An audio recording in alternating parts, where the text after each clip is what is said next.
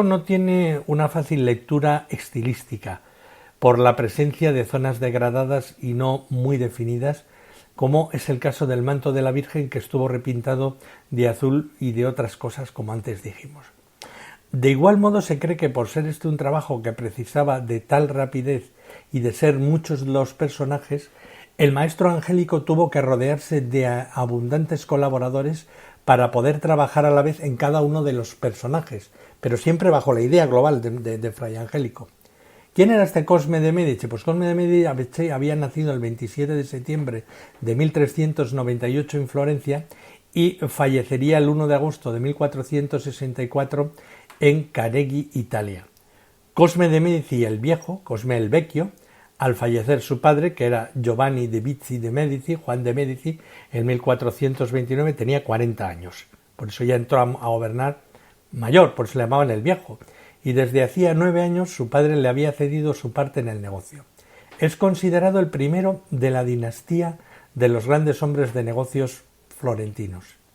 Su popularidad entre el pueblo llano eran los artesanos, trabajadores, a los que les prohibía muchas veces organizarse en gremio y por lo mismo estaban marginados de la política, le enfrentó con Rinaldo degli Albizzi, quien lo hizo poner preso, acusándolo de malversación, el 7 de septiembre de 1433, y posteriormente lo hizo desterrar a Padua durante 10 años.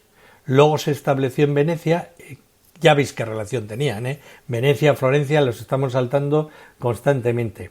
Y Cosimo de Medici fundó allí una filial veneciana de los Medici y aglutinó desde allí, con el dinero que empezó a sacar rápidamente, a todo lo que eran los descontentos y la lucha para hacerle retornar a todas las familias que eran contrarias y que querían mandar en la señoría. Y lo que hizo fue los Albizzi, que eran los que la habían desterrado, y sus aliados, que eran los Peruzzi, los Strozzi, los Frescobaldi y los Ricasoli, no confundir con los ricachones. Bueno, pues a todos estos los hizo desterrar. Cosme de Medici se había casado con Contesina de Bardi, de quien desciende Pedro I el Gotoso y Giovanni de Cosimo de Medici, y haciendo que Lucrecia Tornabone se uniera en el matrimonio con su hijo Pietro el Gotoso y que Ludomia Acquoli lo hiciera con su hijo Pier Francesco. ¿Con esto qué consiguió? Pues con esto se granjeó la cooperación de la alta burguesía florentina. No obstante, pocas veces Cosme de Medici se involucró directamente en las magistraturas oficiales.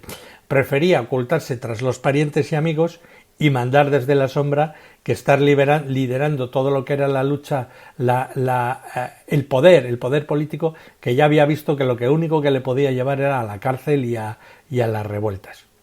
Cosme de Medici sirvió de árbitro cuando la firma de la Paz de Lodi, el 9 de abril de 1454, cuando Venecia y los demás estados italianos reconocieron la soberanía sobre Milán de su aliado Francisco Sforza.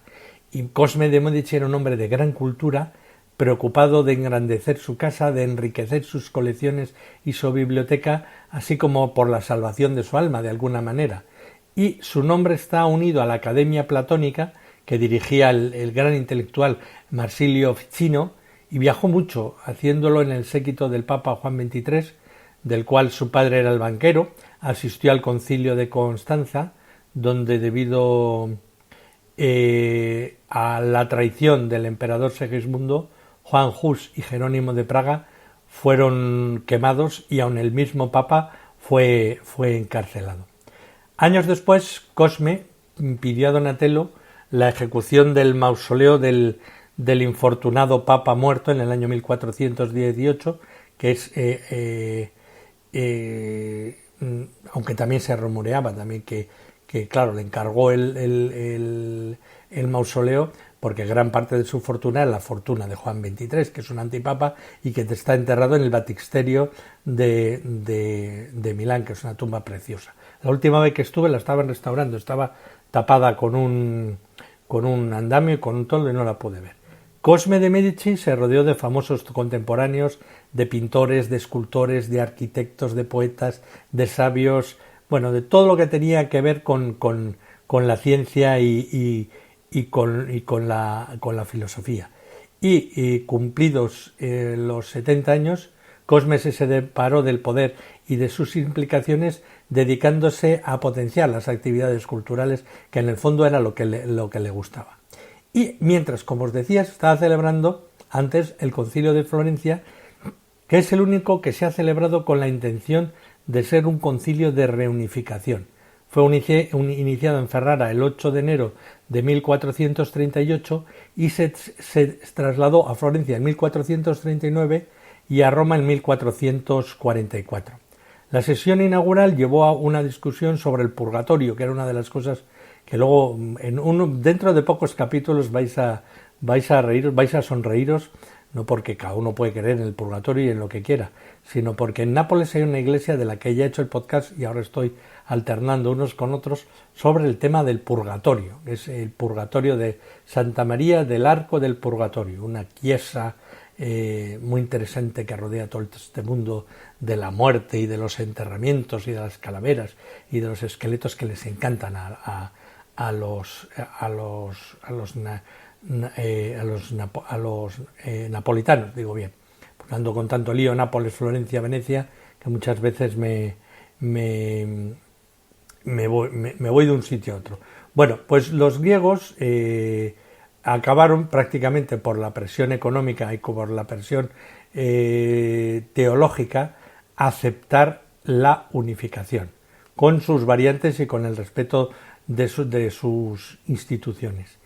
Y la bula Cantate Domino del 1442 marcó la unión con los coptos, que eran de tendencia monofisista. Entonces hubo una serie de momentos de reencuentro, de no reencuentro, que al final se decidió la unión, pero no se practicó la unión. El éxito del concilio fue muy limitado porque las tensiones teológicas eran enormes.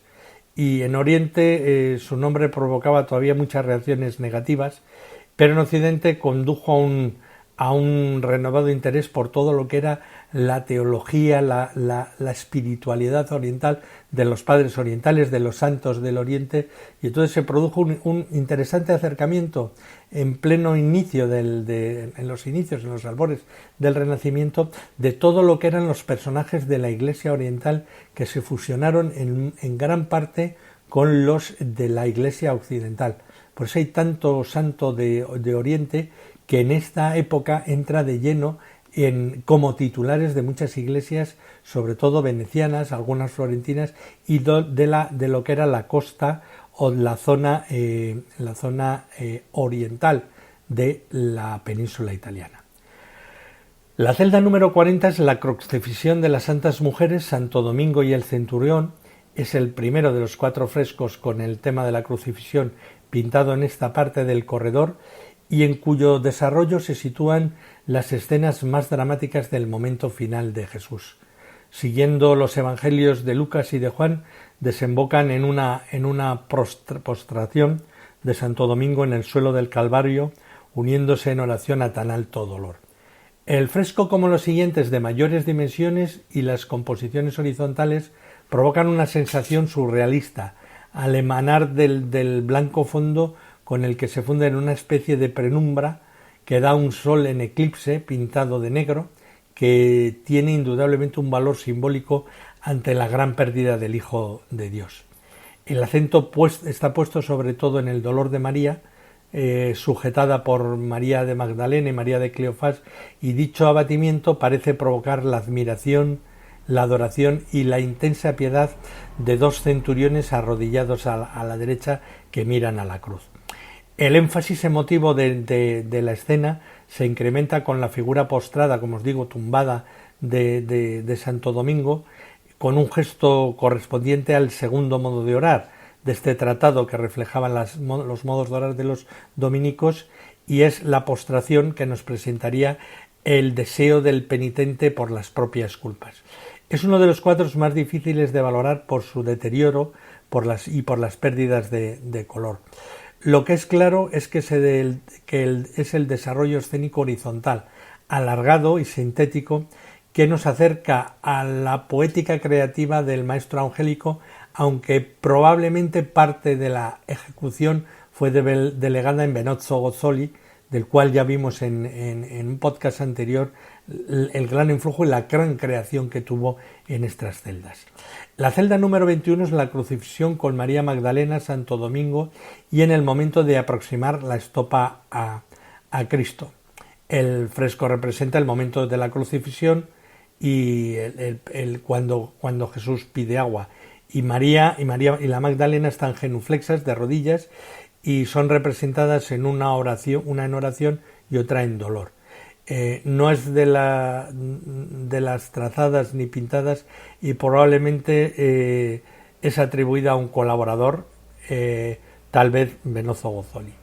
La celda número 42 es la crucifixión con María Marta, Santo Domingo y un anciano santo y representa la lanzada. El fresco recoge el momento de la crucifixión cuando el centurión Longinos atraviesa el pecho de Jesús con la lanza del costado y Marta y María están rotas de dolor ante la muerte ya clara de Jesús, la primera, y Marta da la espalda al espectador y la segunda llora desconsoladamente ocultando su rostro. Santo Domingo ora con las manos juntas, en otro modo de orar, y la alta calidad de la obra y el desarrollo horizontal sí que nos da un perfil propio de la mano del maestro angélico prácticamente al completo.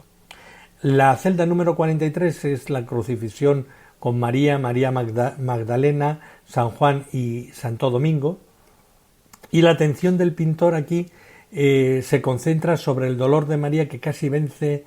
Ese dolor vence a María, que en su sufrimiento mira desconsolada al suelo del Calvario, y completa la escena la Magdalena y San Juan contemplando también ese momento y entendiendo aquello de lo que Jesús pronunció de ahí tienes a tu hijo, ahí tienes a tu madre. El gesto de ambos parece como que perdurará en la existencia de Juan mientras viva. Juan se sitúa justo detrás de la imagen de la Virgen, que está como desplomándose, y parece, aunque no se ven las manos, como si se la sujetara. Y la posición y el vestido de María nos aproximaría a Fray Angélico y el resto de los personajes a Gozzoli. En la celda número 44 es Santo Domingo en oración delante del crucifijo y se trata de un fragmento de uno mayor con la temática de orar ante la cruz.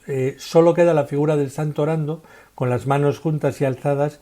Donde se sitúa la cruz ahora se encuentra una de las ventanas. En el corredor este o de los clérigos hay en la pala mural del hombre. La visita a los frescos de Fray Angélico se concluye al final del corredor de los clérigos con una sacra conversación llamada Madonna del Hombre, sentada sobre un trono cubierto con una fina tela y en un basamento de delicada traza labrada en mármol.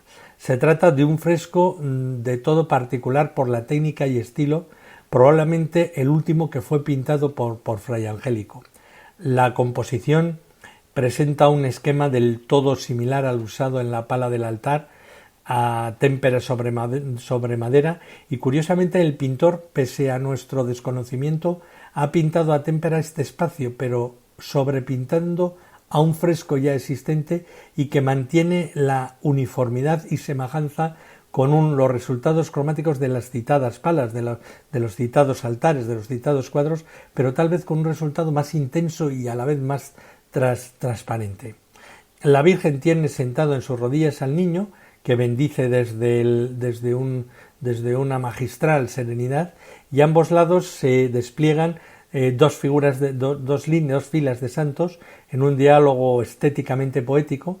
A la izquierda Domingo, que presenta un libro y con su expresión indica fidelidad a la letra, al ser su propio testamento espiritual, y le siguen con la túnica de tratar enfermedades, o sea, vestidos de médicos, Cosme y Damián, protectores de la familia Medici, y completa San Marcos, patrono del convento, que tiene abierto su propio evangelio. A la derecha Juan Evangelista, Tomás de Aquino, doctor de la Orden de los Predicadores, Lorenzo, patrón de Lorenzo de Medici, mecena y hermano de Cosme,